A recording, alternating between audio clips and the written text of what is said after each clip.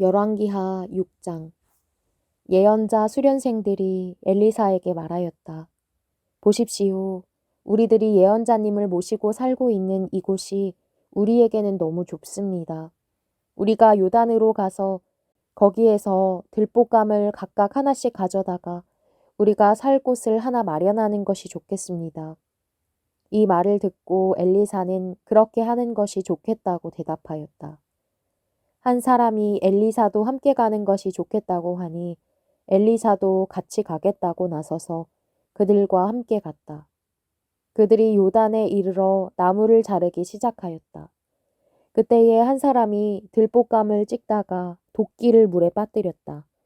그러자 그는 부르짖으며 아이고 선생님, 이것은 빌려온 도끼입니다. 하고 소리쳤다. 하나님의 사람이 물었다. 어디에 빠뜨렸느냐? 그가 그곳을 알려주니 엘리사가 나뭇가지를 하나 꺾어서 그곳에 던졌다. 그랬더니 도끼가 떠올랐다. 엘리사가 그것을 집어라 하고 말하니 그가 손을 내밀어 그 도끼를 건져내었다. 시리아 왕이 이스라엘과 전쟁을 하고 있던 무렵이다. 그가 신하들과 은밀하게 의논하며 이러이러한 곳에 진을 치자고 말하였다. 그러자 하나님의 사람이 이스라엘 왕에게 사람을 보내어 시리아 사람들이 거기에 진을 칠 곳이 이러이러한 지역이니 그곳으로 지나가는 것은 삼가라고 말하였다. 이러한 전가를 받은 이스라엘 왕은 하나님의 사람이 자신에게 말한 그곳에 사람을 보내어 그곳을 엄하게 경계하도록 하였다. 그와 같이 경계한 일이 한두 번이 아니었다. 이 일 때문에 시리아 왕은 화가 머리 끝까지 나서 신하들을 불러 모아 추궁하였다. 우리 가운데 이스라엘 왕과 내통하는 자가 없고서야 어찌 이런 일이 있을 수 있단 말이냐. 신하 가운데서 한 사람이 말하였다. 높으신 임금님, 그런 것이 아닙니다. 이스라엘에는 엘리사라는 예언자가 있어서 임금님께서 침실에서 은밀히 하시는 말씀까지도 다 알아서 일일이 이스라엘 왕에게 알려줍니다. 시리아 왕이 말하였다. 그가 어디에 있는지 가서 찾아보아라. 내가 사람을 보내어 그를 붙잡을 것이다. 어떤 사람이 그 예언자가 도단에 있다고 왕에게 보고하였다. 왕은 곧 그곳에 기마와 병거와 중무장한 강한 군대를 보내어서 밤을 틈타 그 성읍을 포위하였다. 하나님의 사람의 시종이 아침에 일찍 일어나서 밖으로 나가보니 강한 군대가 말과 병거로 성읍을 포위하고 있는 것이 아닌가. 그 시종이 엘리사에게 와서 이 사실을 알리면서 걱정하였다. 큰일이 일어났습니다, 선생님. 어떻게 하면 좋겠습니까? 엘리사가 말하였다. 두려워하지 말아라. 그들의 편에 있는 사람보다는 우리의 편에 있는 사람이 더 많다. 그렇게 말한 다음에 엘리사는 기도를 드렸다. 주님, 간구하오니 저 시종의 눈을 열어주셔서 볼 수 있도록 해주십시오. 그러자 주님께서 그 시종의 눈을 열어주셨다. 그가 바라보니 온 언덕에는 불말과 불수레가 가득하여 엘리사를 두루 에워싸고 있었다. 시리아 군대들이 산에서 엘리사에게로 내려올 때에 엘리사가 주님께 기도하였다. 주님, 이 백성을 쳐서 눈을 멀게 해주시기를 간구합니다. 그러자 주님께서는 엘리사의 말대로 그들을 쳐서 눈을 멀게 하셨다. 엘리사가 그들에게 말하였다.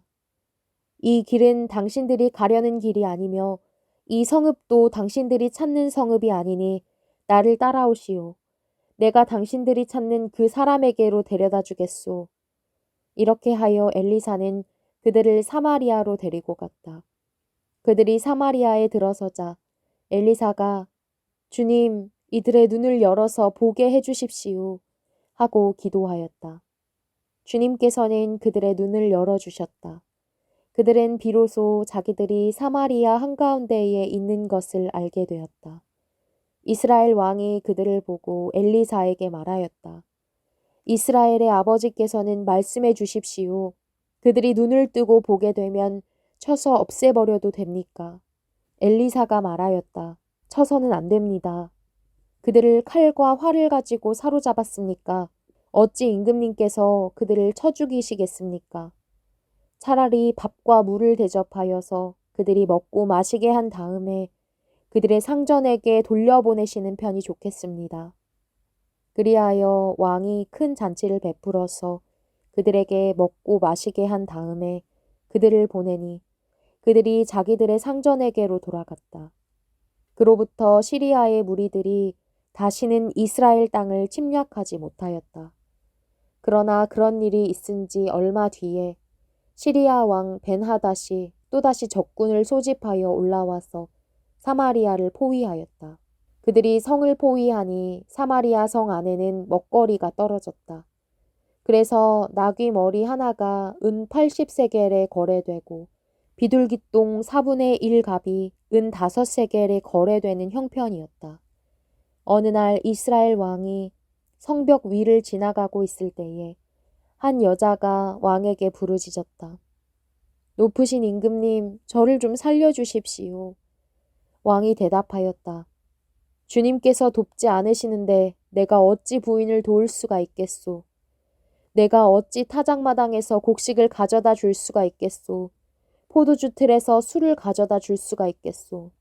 도대체 무슨 일로 그러오. 그 여자가 말하였다. 며칠 전에 이 여자가 저에게 말하기를 내 아들을 내놓아라. 오늘은 내 아들을 잡아서 같이 먹고 내일은 내 아들을 잡아서 같이 먹도록 하자 하였습니다. 그래서 우리는 우선 제 아들을 삶아서 같이 먹었습니다. 다음 날 제가 이 여자에게 내 아들을 내놓아라. 우리가 잡아서 같이 먹도록 하자 하였더니 이 여자가 자기 아들을 숨기고 내놓지 않습니다. 왕은 이 여자의 말을 듣고는 기가 막혀서 자기의 옷을 찢었다. 왕이 성벽 위를 지나갈 때에 백성들은 왕이 겉옷 속에 베옷을 입고 있는 것을 보았다. 왕이 저주받을 각오를 하고 결심하여 말하였다. 사밧의 아들 엘리사의 머리가 오늘 그대로 붙어 있다면 하나님이 나에게 벌 위에 더 벌을 내리신다 하여도 달게 받겠다. 그때에 엘리사는 원로들과 함께 자기 집에 앉아 있었다. 왕이 전령을 엘리사에게 보냈다. 그 전령이 이르기 전에 엘리사가 원로들에게 말하였다. 여러분은 살인자의 아들이 나의 머리를 베려고 사람을 보낸 것을 알고 계십니까? 전령이 오거든 문을 단단히 걸어 잠그고 그를 들어오지 못하게 하십시오. 그를 보내놓고 뒤따라오는 그 주인의 발자국 소리가 벌써 들려오고 있지 않습니까? 엘리사가 원로들과 함께 말하고 있는 동안에 왕이 엘리사에게 와서 말하였다. 우리가 받은 이 모든 재앙을 보시오. 이런 재앙이 주님께로부터 왔는데 내가 어찌 주님께서 우리를 도와주시기를 기다리겠소.